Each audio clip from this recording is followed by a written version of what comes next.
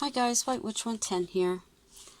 I just finished videotaping hubby making his famous chocolate fudge, but I have to edit the video before I upload it.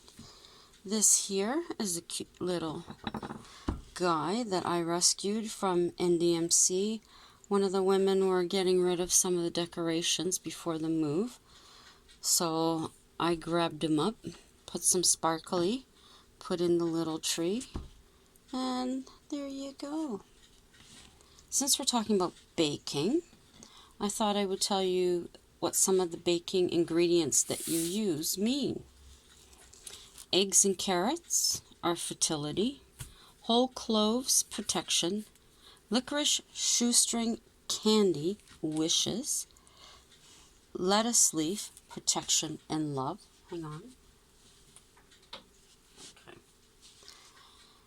Sugar and apple cider, love and passion, maple syrup abundance, salt protection, vanilla love, popped corn abundance, relish healing, black olives protection, wheat bread crusts removed, fertility and money, grapes love and abundance, apples lust and love, lemon juice protection, honey love and riches, water purity, light corn syrup abundance and love, chopped peanuts fertility, red food color passion, ground cinnamon success and love, ground nutmeg health and fidelity, dry white wine fertility and passion, chopped raisins fertility and abundance,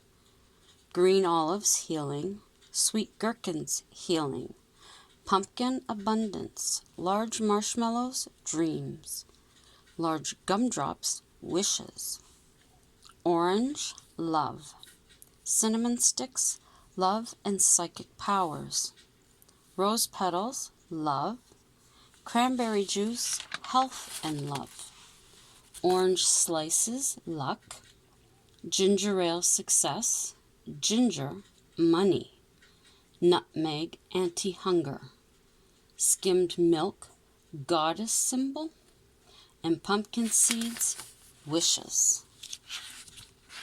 So next time you're cooking something up and you use one of those, maybe you'll stop and think about what it means. The story tonight is called The Quake. We could see the ruins from our path in the forest. Cautiously, we made our way up to the structure. A construction fence encircled it. We followed it around the building, finally finding a part that had been knocked down. We gained entry through an opening that was once a window. Here we stood, mouths open at the sight above us. The second floor was gone as well as the roof. We were looking at history around us. If only these walls could talk. Above us were openings where windows had been. Where the floor had been was easily noticed among the stone wall. Our imagination took us to a grand room. We could picture the expensive furniture and heavy curtains to keep away the cold. There was nothing within this shell but young trees and weeds. Nature had taken back, as she always does. There was no danger here of security, so we relaxed and took our time searching through the rooms. They all looked the same now, all taken over by nature. It was still so amazing. Vines had made their way through spots where grout had fallen out. Young trees grew from seeds dropped by mature ones nearby. Suddenly, a noise to our left caused us to jump. We weren't as relaxed as we thought. Scanning the area, the reason was soon found. A small chipmunk sat on a rock enjoying a pine cone. One large breath by both of us. We chuckled and continued. We had been inside for an hour when a feeling came over us both at the same time. Turning towards each other, we looked above us. Snow was beginning to fall, and the air was now cooler. We zipped up our jackets and put on our gloves. Reaching the end of our explore, we turned back to wonder at the scene. There was a quick movement caught in the corner of our eyes. We moved forward to locate the source. We could find nothing, so we put it down to a bird. Neither of us believed it, of course. We had been out for a few hours now, and were beginning to lose light. Thank goodness for the snow, which made our path back like midday. Having only walked a few feet from the ruins, we turned back, catching a glimpse once again of movement. This was not a bird. My friend and I gave a knowing glance to each other, making our way back to the structure. We were sure someone was hiding, and from what we had seen, wore no coat. We had to find this person and bring them with us. The temperature was continuing to drop. I take one side, my friend takes the other. Both of us walk along the inner wall. Meeting up at the end, we agree no one was there, not even footprints. Seconds after speaking, we hear a noise. Turning quickly, we catch the glimpse of a figure once more. Without a thought, we run towards it, only to once again find it gone. We're beside ourselves in wonder. The suggestion in our minds is ridiculous. A spirit? We try to describe what we have seen to each other. A young man, possibly in his late 20s, dressed as if for a party. His hair is blonde. We agree it has to be a spirit. We call out, asking for him to show himself. We mean no harm. Slowly he appears to the right, fading in and out. We ask why he stays here. He hasn't moved on. He explains his life was lost during an earthquake many, many years ago. He's come back to search for his family. He is sure they are buried somewhere on the property. We inform him we've seen nothing on our travels to the house. He assures us that they must have been in the house. He recalls no funeral with the bodies. There was only a memorial service. Again, we split up and search the grounds carefully. Soon I hear my friend call out to me and the spirit. We make our way over. A small plaque within the rotted floor has names engraved.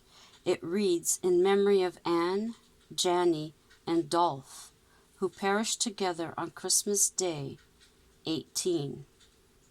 Then we can't read the last two numbers. The spirit explains he is Dolph. A ghostly tear falls to the ground. Two white misty figures begin to form. Dolph smiles widely, thanking us, and disappears with the figures. My friend and I realize this is the anniversary of the tragedy. Feeling a comfort inside us, we left the ruins, promising to return again. Each Christmas we return with flowers in remembrance and sit and chat, hoping they hear. And let's see if we have any. That's another story, but we'll leave that for another day. Yeah, I've got a few stories in here. Okay, wrapping paper. In the 1800s, the Montreal Glee Club presented Christmas souvenirs to each other wrapped and tagged with the person's name. In 1899, a Halifax stationery carried brown manila paper and white in different sizes and weights. By 1867, mills in Quebec supplied Canada with the paper. Fancy tissue paper was used by jewelers and candy shops. This paper was imported from Britain. As tissue paper became popular, its high price in 1868 dropped. The Denison Manufacturing Company of Massachusetts invented the gift tag. In Toronto, Cop Clark began making holly boxes. They were small boxes that could be placed in stockings. In 1908, he offered holly paper. In 1922, the Hall brothers unveiled a line of wrapping paper. First foil paper came from Switzerland in deep colors. Canada got pastel foils afterwards. Canada Foils Limited of Toronto offered foil paper, ornaments, and icicles. Interlake Tissue Mills in Meryton, Ontario, manufactures tissue paper. In the 1930s, Denison opened a 29,000 square foot factory in Drummondville, Quebec. Here, paper was designed and printed. The new cylinders could reproduce patterns quickly. And in 1940, Simpson's department store in Toronto built a wrapping booth on their second floor. Now, bows. Canadian merchants tied packages with brown cord. In the late 1800s, red and green were used at Christmas time. In 1905, Eaton's imported cording from Germany. This was the first tinsel cord intended for tying gifts. In 1910, Canadian women found cloth ribbon much better as it didn't tarnish. Eaton's advertised parcels looking twice as festive. Hudson's Bay said, daintily tied up. In Canada, Denison manufactured ribbons of cellophane. Soon, competitors came out with rayon ribbons. Some were printed with stars and Santas. Hallmark ribbons were made from acetate rayon. Ribbonzine are made from rayon fibers and glue that curl when scissors are scraped along them. I love using those. J.J. Thayer, in 1951, invented a machine to make bows, different machines for different sizes.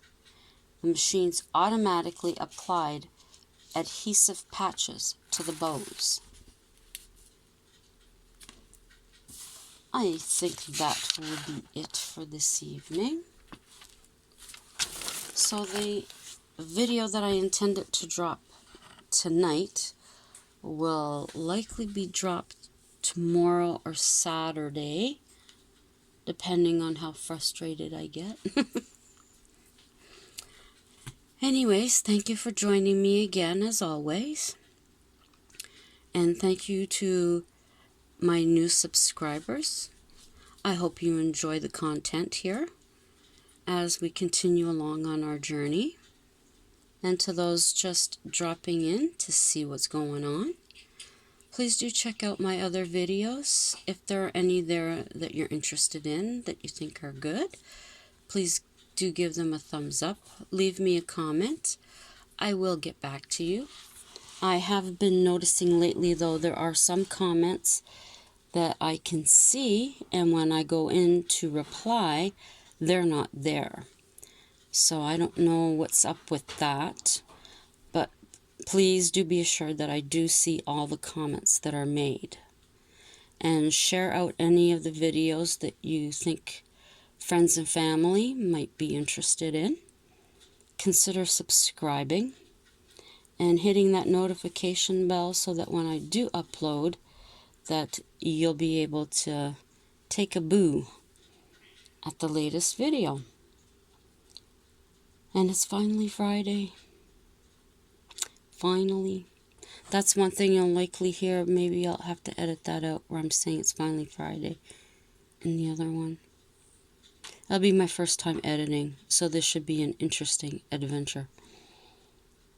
Anywho, have a great day tomorrow. Enjoy your weekend. I hope you've got all your Christmas stuff done. If not, that you can wrap it up on the weekend and you won't have to be one of the last minute people on Tuesday before the stores are closing and you're in a panic. I think we're all done once hubby gets his cherry cake out. That's one of the gentlemen at work says it reminds him of a cake when he was a child. So I'm supposing that's why hubby's making it. We'll be setting all that out tomorrow in the 2 kitchens for everyone to partake, at least those that are still at work. There's quite a few people that have taken their holidays now. So I may give you a peek at how everything looks set out. But until then, please have a great and safe Friday. And as always, love to all of you. Thank you for being part of my YouTube family. I really do enjoy coming to you with these facts and stories and other interesting things. Sorry there were no crafts tonight. I'm crafted out. But have a good sleep, good rest, and ciao for now.